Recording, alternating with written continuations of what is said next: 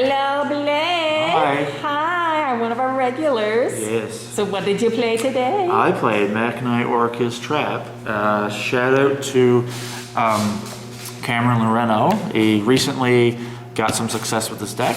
Got like top 16 or higher at the remote duel like a few months ago. Oh, wow. He topped the regional, I think. But I've been looking at his videos, so definitely shout out to him, inspired by him. Tweaked it a little bit for myself. But I went 4-0-1. I tied with Marinsas, Jeff's Marinsas, of all things. Yep, because anyway, it was in game 2 we tied. So you got first place with this? First place. First place, woohoo! And I 2-0'd Tri-Brigade, Lyrilusk. I 2-0'd Sword Soul. I 2-0'd Sky Striker. And I won in game 3 against Altergeist, another like stunny kind of deck. Also, shout out to your shirt here, man. Oh yes. You gotta have, that's my boyfriend there. Okay, all right, well let's just dive right in. I'm excited to see this. So first thing is tokens I use for his effect, for Pierce's effect. Two, they're not real obviously, but we're legacy tokens. Shout out to Jordan for getting me these a while ago. They're awesome. That's what I asked, like, what are those for? Main deck. yeah, for his effect. So, Girsu. Oh man. He is the heart and soul of the deck. He's what you want to see to do, basically to do anything, to like get any advantage. He's insane for both Orcust and Mekk-Knight. When he's normaled, send a Orcust, which is what you want to do, and then he summons tokens. If you control no other monsters, summon a token to both field. You know, get a Mekk-Knight column going, basically. Right. So the deck revolves around getting him into your hand. Gotcha. And then we have the other Mekk-Knights, 3 purple, 1 blue, standard. This is what Cameron played. Basically Cyber Dragons, but you need the 2 cards in the column, but he searches either of these, and he searches either of these. All right. I didn't get the search 2 today, but I always get the 1, because I give them a token, or I set a card where they have a back row, and I special him and get 1 search. Okay. But basically, get him floating, and you'll just outgrind your opponent, basically. Wow. Because he comes back every turn. He's like a little wind-up rabbit, I guess. So that's the Mekk-Knight monsters. Orcust bricks, the 1 Nightmare, the 1 Wand, and the 1 Skeleton. You don't want to run any more. Some people run brass, but that's kind of pointless because you don't usually draw these. And if you do, there's ways to discard them anyway, and you get their effects engraved. You don't want to see these, but they are in the deck nonetheless. And okay, so I tried this out. Oh. This should be Valor, but I wanted to try it out. It's the new Seeker in Burst of Destiny, Lord of the Heavenly Sky Prison, or Heavenly Prison. Sorry. Okay, this was. Yep. What did you say? No, I noticed people were trying to get a hold of this card. Yes, why? it protects back row, which is this deck runs a lot of back row. Okay. You reveal it during your main phase. Yeah. Keep it revealed. As long as it's revealed, set cards cannot be destroyed by card effects. Pretty sure that's what it says. Yeah, card effects. Holy moly, no wonder. And stays revealed till the next end phase. If a set card is activated while he's revealed on the other turn, because you can't use both effects in the same turn, special him, attack or defense, and then set a spell or trap from your deck. Oh, so damn. Get whatever you need. It was okay. Yeah. I didn't play it well, but I should have been getting like War Legacy Memory, which I'll show, just to get the advantage going. I was like setting strikes and stuff, which kind of helped, but it didn't get my engine going. So I misplayed there, but it's interesting. I don't like it enough to try again. It should be Valor's, just because this deck kind of struggles going second, even though you got the Mekk-Knights. Okay. It's a neat card though.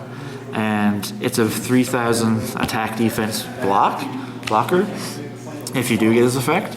You could also just set a normal spell or whatever, activate it, special from hand. Yeah. If he's not revealed, you can use the other effect and just use like extender then, which I did. Didn't really help, but interesting card. I tested it, you know. It's up to yourself if you really want to. It's definitely something I'm going to keep my eyes out for. Like I like, that's interesting. It's interesting, yeah. Give it a read, and it's a fun little card. People have to read it because it's so long effects. But. Textbook, yeah. And of course, 3 Ash. Standard, yeah. For the monster hand traps, no Valor, but I think Valor's going to go in now. On the spells, 3 Prosperity. This is not a budget build, just like Cameron's. So this gets you into Girsu or a Mekk-Knight to search Girsu. You don't really care about killing your opponent if you go second because it's more of a control deck. Then usual Mekk-Knight. And this is E-tally for Mekk-Knights. You're locked into Mekk-Knights. Yes. But because it gets purple, and purple is a floater, it just gives you so much advantage, and the traps help you live long enough to get advantage from this card. Okay. So this is a way to get the gear suit. You can also like special gear suit effects in an Orcust, but then you're locked into Mekk-Knights. Yes. And then you can't summon your Orcust, but that's what the traps are for. So Cameron explained this way better than I am, but 3 ulti droplet, as you would. Oh my god, you're making me cry. I'm sorry. I'm not sorry. I'm not actually sorry. So Cameron said in his profiles he wishes he had droplets for his like real life duels or his remote duels. He says they're better than Divine Wrath, which they are, but he would run Divine Wrath.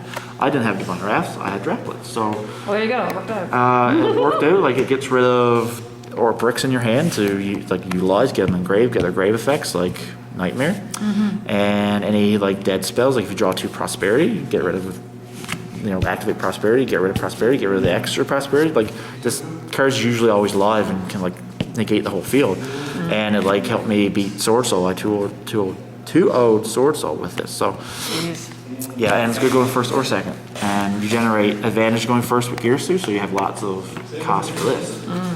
And then one of spells, Foolish Burial for Orcust, obviously. Yeah. Orchestrated Return, that is a target for Galatea.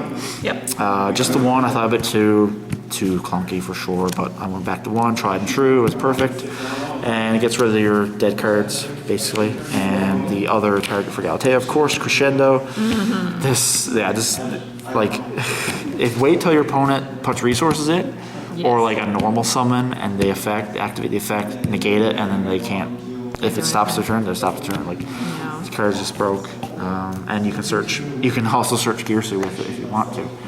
Onto the traps. Oh man, this is standard for everyone now. Oh, Torrential Tribute. Oh yeah. So this is not any different than Cameron's, but 3 strike, 3 torrential. I want to upgrade secrets. 3 Imperm, I want to upgrade ultis. There's two floating around. They're so expensive, but Crackdown is hilarious. Like people don't expect this card. They don't. They're about to link summon, and you just like Crackdown, and then they don't link summon, and it targets. But like you target their link material, so they can't play. And you could actually say play Crackdown, take a monster, and then droplet. You can send both to get 2 negates, right? So it offers a little bit of advantage. I didn't do that today, but it's really funny when that happens. So it's just more droplet target or droplet cost, right?